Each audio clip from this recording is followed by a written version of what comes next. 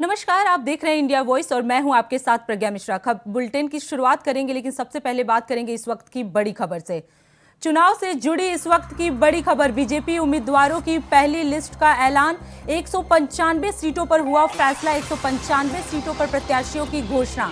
PM Modi Varanasi से लड़ेंगे चुनाव, वहीं 28 महिला उम्मीदवारों को मिला टिकट। यूपी से 91 सीटों की घोषणा, वहीं केरल से 12 सीटों पर उम्मीदवार की घोषणा। झारखंड से 11 सीटों पर उतारे गए उम्मीदवार। ये इस वक्त की बड़ी खबर, आपको बता दें 195 सीटों पर प्रत्याशियों की घोषणा की है।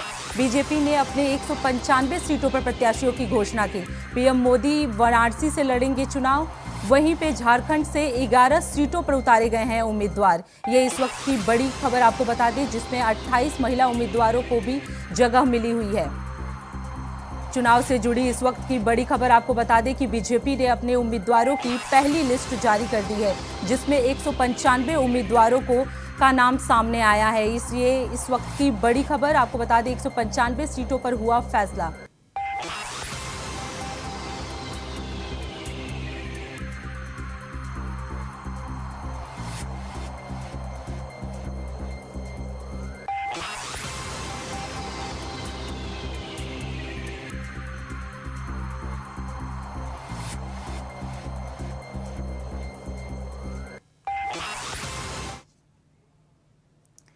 बीजेपी ने उम्मीदवारों की पहली लिस्ट जारी कर दी है। इस लिस्ट में 195 कैंडिडेट्स के नाम घोषित किए गए हैं। किसने क्या कुछ कहा, सुनिए, आपको सुनवाते हैं। देखिए, हम वोट मांगने जा रहे हैं हमारे लोकप्रिय प्रधानमंत्री श्री नरेंद्र मोदी जी की विकास की नीतियों को, क्योंकि मोदी की गारंटी है और मोदी की गारंटी होती है गारंटी पूरे होने की गारंटी। और मैं जानती हूँ कि भारत की जनता को इतना अटूट विश्वास है मोदी जी की एक एक विकास की नीति पे कि हम इस बार 400 पार, फिर एक बार मोदी सरकार। एक छोटे से कार्यकर्ता पर जो विश्वास किया है, उस विश्वास पर खरा उतरूंगा और भारतीय जनता पार्टी ऐतिहासिक जीत के साथ खंडवा लोकसभा से जीत कर जाएगी और क्षेत्र का विकास और गरीबों का कल्याण, यही मेरी सबसे बड़ी लिखी।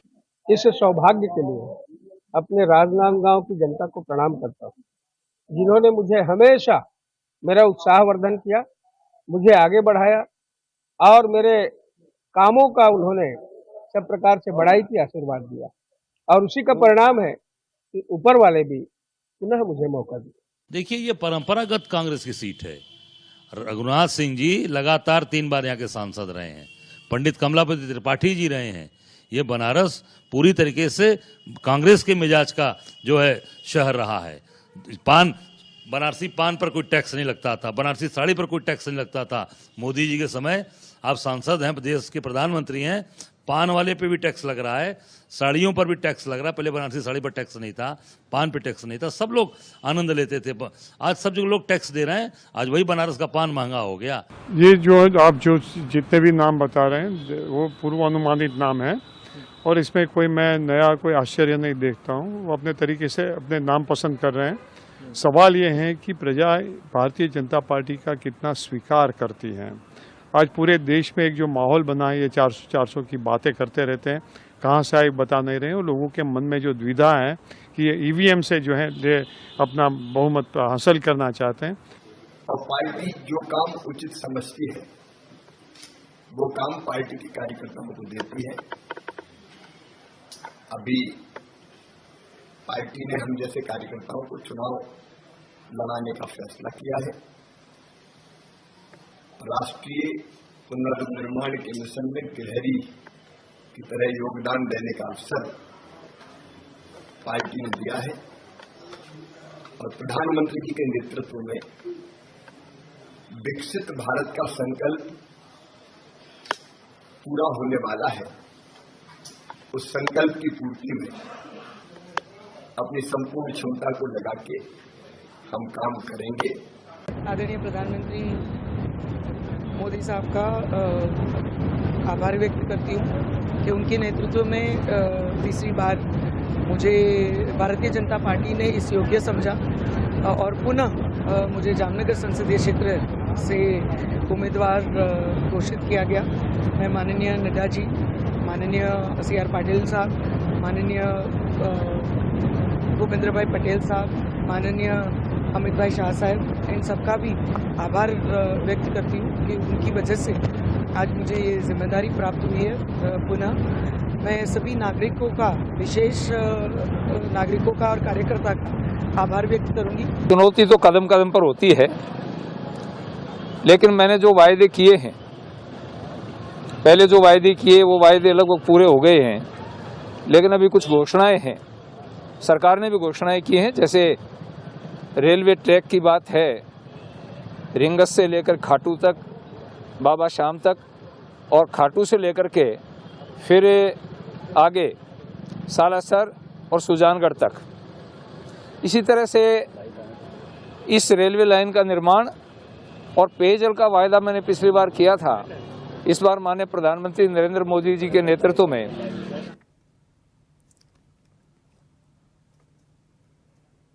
इस खबर पे ज्यादा जानकारी देने के लिए हमारे साथ मोहम्मद आसिफ लखनऊ से जुड़ चुके हैं।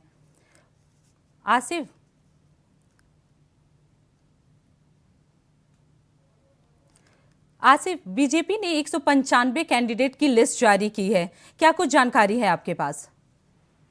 जी बिल्कुल, बात करें प्रज्ञा तो बीजेपी के प्रत्याशी की सूची तो 195 प्रत्याशियों की सूची जारी कर दी गई है, जिसमें कई बड़े नामचीन चेहरे हैं। अगर शिवराज सिंह की बात करें तो उनका भी टिकट पक्का कर दिया गया है। पीएम नरेंद्र मोदी का भी वाराणसी से चुनाव लड़ेंगे।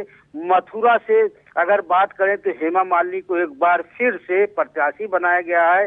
केंद्रीय नेतृत्व ने उन पर भरोसा जताया है। और अगर राजधानी लखनऊ की बात करें तो लखनऊ से राजनाथ सिंह एक बार फिर से बीजेपी के प्रत्याशी होंगे। वहीं कई ऐसे चेहरों को तरजीह दी गई है जिन पर पहली बार भरोसा जताया गया है। और बात करें अंबेडकर नगर सीट की तो बसपा छोड़कर भाजपा में शामिल हुए रितेश पांडे को भी बीजेपी ने प्रत्याशी बना दिया है। और वहीं बात करें फतेहपुर सीकरी से तो राजकुमार चार हैं बीजेपी से। लखीमपुर से अजय मिश्रा टेनी, हालांकि अजय मिश्रा टेनी लगातार किसानों आंदोलन को लेकर निशाने पर रहे हैं, लेकिन एक बार फिर से अजय मिश्रा टेनी को लखीमपुर से लोकसभा प्रत्याशी बना दिया गया है। वहीं अकबरपुर लोकसभा सीट से देवेंद्र सिंह को प्रत्याशी बनाया है और फैजाबाद से लल्लू सिंह और गोंडा से कीर्तिवर्धन सिंह को प्रत्याशी बनाया है। अगर गोंडा की बात करें तो गोंडा से सांसद बृजभूषण सिंह का इस बार टिकट काट दिया गया है। उनके बारे में कहा जा रहा है कि लगातार उनका बड़बोलापन सामने आ रहा था और लगातार वह महिला पहलवानों को लेकर विवादित भी रहे हैं और शायद अपनी छवि बचाने के लिए या यूं कहें कि बीजेपी साफ तौर पर संदेश देना चाहती है कि ऐसे लोगों पर को दरकिनार कर दिया जाएगा जो बीजेपी की मटिया मेट करने में लगे हुए थे, लगातार बयानबाजी कर रहे थे, महिला पहलवानों को लेकर हमेशा घिरे हुए थे। वहीं दूसरी तरफ अगर बस्ती से बात करें तो हरीश द्विवेदी को प्रत्याशी बनाया गया है और सबसे अहम सीट आजमगढ़ की भी मानी जा रही है।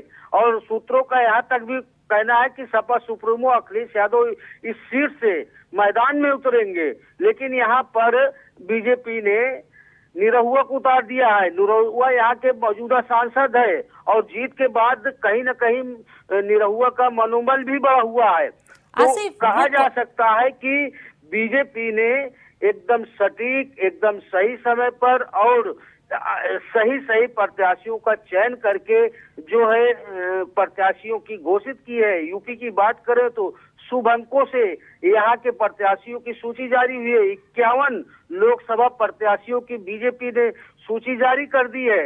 हालांकि कई ऐसी अहम सीटें हैं जहां पर अभी टिकट होल्ड रखा गया है। बात करें अगर मेनका गांधी की तो सुल्तानपुर से अभी उनका टिकट डिक्लेयर नहीं किया गया है। पीलीभीत से बात करें तो वरुण गांधी की को भी अभी तक प्रत्याशी घोषित नहीं किया गया है। यह चेहरे हैं जो कहीं न कहीं राजनीति में सुर्खियों में बने रहते हैं। तो जिस तरह से बीजेपी ने अपने प्रत्याशियों का चयन किया है, इसको लेकर यह भी कहा जा रहा है कि कहीं से कोई उंगली न उठे यही वजह है कि ऐसे प्रत्याशियों को नाम जो है शामिल किया जाए जिस पर विपक्ष हमला भी ना बोल सके। और जौनपुर की अहम सीट से कृपा शंकर को प्रत्याशी बनाया गया है। हालांकि धनंजय सिंह जो है लगातार कोशिश में लगे थे कि यहाँ से उनको टिकट मिल जाए और वह बीजेपी से चुनाव लड़े, लेकिन यहाँ भी उनका टिकट कट कर दिया गया है। और अगर बात करें तो बीजेपी ने पश्चिमी यूपी की कई सीटों को होल्ड रखा है और फूक फूक कर बीजेपी कदम रख रही है। हालांकि जो है बयानबाजी विपक्ष की शुरू भी हो गई है। अगर वाराणसी सीट की बात करें तो कांग्रेस प्रदेश अध्यक्ष अजय राय ने निशाना भी साधा है कि पीएम मोदी यहाँ से चुनाव लड़ रहे हैं, लेकिन यहाँ जो टैक्स पान पर पड़ने लगा है इससे कहीं न कहीं जनता आहत है। हालांकि यह बात अलग है कि पीएम मोदी ने जिस तरह से अपने कार्यकाल में वाराणसी का विकास किया है, लगातार जो है सड़कों और विकास को लेकर एक नई ऊंचाइयां छुई है वाराणसी ने। ऐसे में जिस तरह से पीएम नरेंद्र मोदी को लेकर कांग्रेस प्रदेश अध्यक्ष का यह बयान आ रहा है, इसका कोई मतलब नहीं रह जाता। वही बात करें गौतम बुद्ध नगर की सीट से तो महेश शर्मा से को टिकट दिया गया। अमरोहा जो मुस्लिम बाहुल सीट मानी जाती है, यहाँ से सांसद कुंवर दादी सली है, लेकिन यहाँ पर महेश कंवर सिंह तंवर को प्रत्याशी बनाया गया है। यहाँ भी कांटे की टक्कर होने की उम्मीद बताई जा रही है। शाहजहांपुर से अरुण कुमार सागर को बीजेपी ने प्रत्याशी घोषित किया है। यह भी एक दिलचस्प सीट है। मथुरा की बात करें तो मथुरा में हेमा मालिनी चुनाव लड़ रही हैं और यहाँ जो है एक तरह से जो है बीजेपी का हमेशा से कब्जा रहा है लगातार। बहुत बहुत धन्यवाद आसिफ इस खबर पे ज्यादा जानकारी देने के लिए। रुक करते हैं अब अगली खबर की ओर। पीएम मोदी बिहार के बेगूसराय दौरे पर थे, जहां विभिन्न विकास परियोजनाओं के लोकार्पण और शिलान्यास कार्यक्रम में शामिल हुए, जहां पीएम मोदी ने कहा कि डबल इंजन की ताकत मिलने से बिहार उत्साह और आत्मविश्वास से भरा हुआ है। इतिहास गवा रहा है, जब जब बिहार और ये पूर्वी भारत समृद्ध रहा है, तब तब भारत भी सशक्त रहा है। जब बिहार में स्थितियां खराब हुई तो देश पर भी इसका बहुत बुरा असर पड़ा। इसलिए मैं बेगूसराय से पूरे बिहार की जनता को कहता हूं, बिहार विकसित होगा तो देश भी विकसित होगा। आज की ये परियोजनाएं बिहार में सुविधा और समृद्धि का रास्ता बनाएगी। आज बिहार को नई ट्रेन सेवाएं मिली है। ऐसे ही काम है जिसके कारण देश पूरे विश्वास से कह रहा है, बच्चा बच्चा कह रहा है, गांव भी कह रहा है, शहर भी कह रहा है, अब की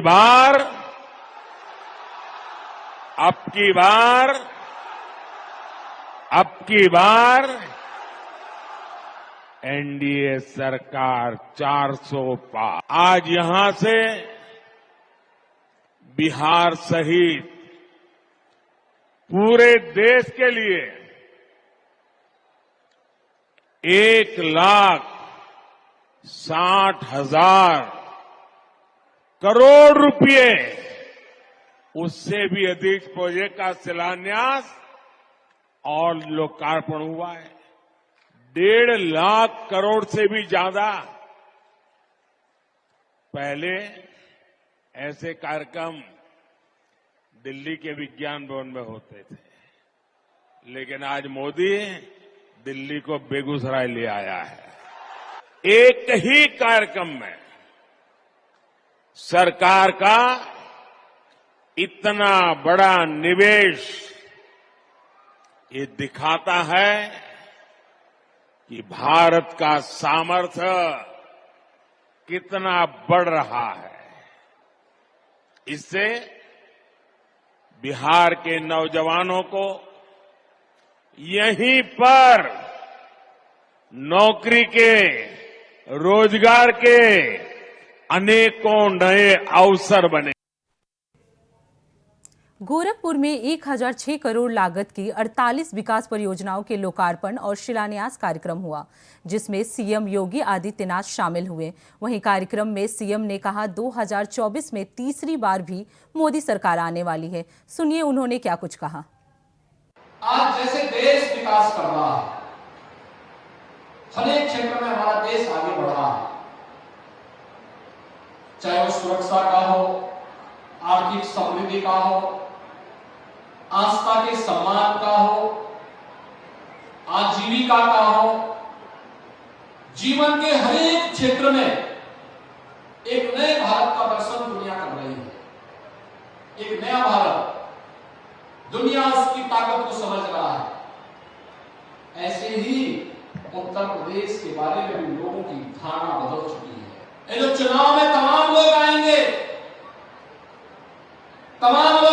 कोई जाति का सहारा लेगा, कोई झूठे वायदे करेगा, लेकिन हम लोगों ने जो कहा था वो करके दिखाया है, और जो कहेंगे फिर उसको करके दिखाएंगे। याद करिए, गोरखपुर की सड़कें आज तो अच्छी हुई है ना, अब पसंद आ रही सड़कें। ऐसे ही गोरखपुर में एम्स प्रारंभ हो गया है ना, फर्टिलाइजर का कारखाना प्रारंभ हो गया है ना, पिपराइच में चीनी मिल चालू हो गई ना,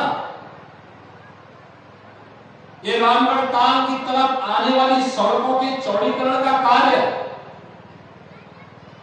अब केवल रवि किशन की फिल्मों के लिए ही नहीं, आप भी परिवार में कोई मेहमान आ जाए तो घुमाने के लिए लेके जाना है तो रामगढ़ ताल की तरफ भी घूमने के लिए आपके लिए स्थल हो गया है।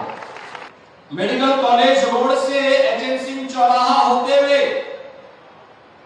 हुमायूंपुर होते हुए गोरखनाथ मंदिर के गेट तक इस मार्ग के चौड़ीकरण और हवा पाठक में फ्लाईओवर, ऐसे ही अन्य स्थानों पर भी जहां जहां आवश्यकता थी उन सबको आज स्वीकृत करके फिर से गोरखपुर वासियों को उपलब्ध करा दिया गया है। खेल की सुविधाएं हो या बाढ़ के बचाव के लिए राप्ती नदी के तटबंधों की सुदृढ़ीकरण के कार्य को पूरा करने या उनके शिलान्यास के कार्यक्रमों को आगे बढ़ाने, ये सभी कार्य आज इसमें समाहित किए गए हैं। उत्तर प्रदेश में डबल इंजन की सरकार है, डबल इंजन की सरकार डबल स्पीड के साथ चलती है, उसकी ताकत का एहसास हर एक व्यक्ति को है और उस स्पीड को कहीं बाधित नहीं होने देना है। इसके लिए हम लोगों को प्राण प्राण से जुड़ करके, जैसे 2014 में, जैसे 2017 में, जैसे 2019 में, जैसे 2022 में उत्तर प्रदेश की जनता जनार्दन ने तय किया था कि मोदी जी का नेतृत्व हो तो जनता जनार्दन ने आंखें बंद करके समर्थन किया। किसानों के सम्मान का कार्य हो, ये सभी कार्य तभी संभव हो सकते हैं जब एक समान सरकार केंद्र में हो, राज्य में हो, नगर निकायों में हो, जिला पंचायतों में हो, ब्लॉक स्तर पर हो, ग्राम पंचायतों में हो।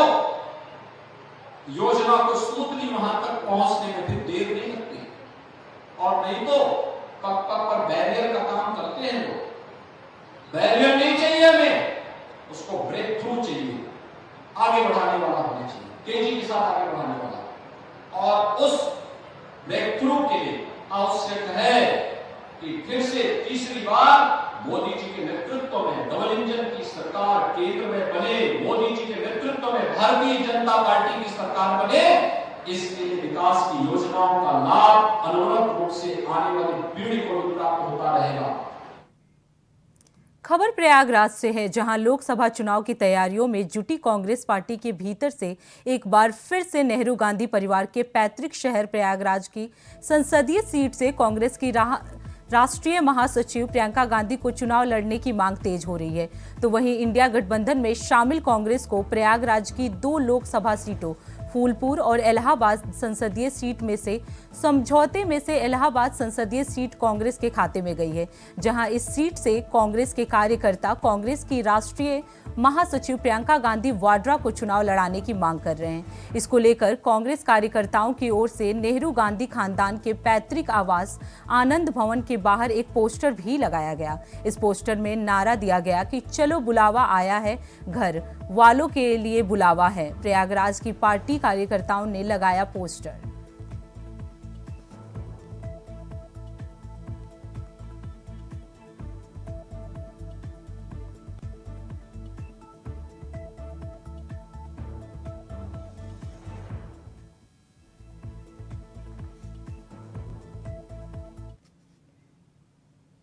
खबर मैनपुर से है, जहां कैबिनेट मंत्री जयवीर सिंह का बड़ा बयान सामने आया है। उन्होंने कहा कि आज ही अगर हम मन बना ले तो आज ही सपा खत्म हो जाएगी। मैं रिकॉर्ड वोट से कह रहा हूं, लेकिन हम लोग नैतिकता के आधार पर कुछ करते हैं, सिद्धांतों की राजनीति करते हैं। इस तरह से खरीद फरोख्त वाले कार्यों में हम विश्वास नहीं करते हैं।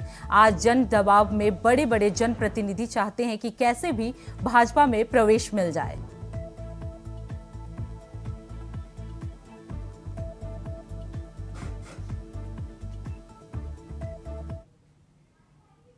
फिलहाल इस बुलेटिन में इतना ही। देश दुनिया की तमाम बड़ी खबरों के लिए जुड़े रहिए इंडिया वॉइस के साथ। तब तक के लिए नमस्कार।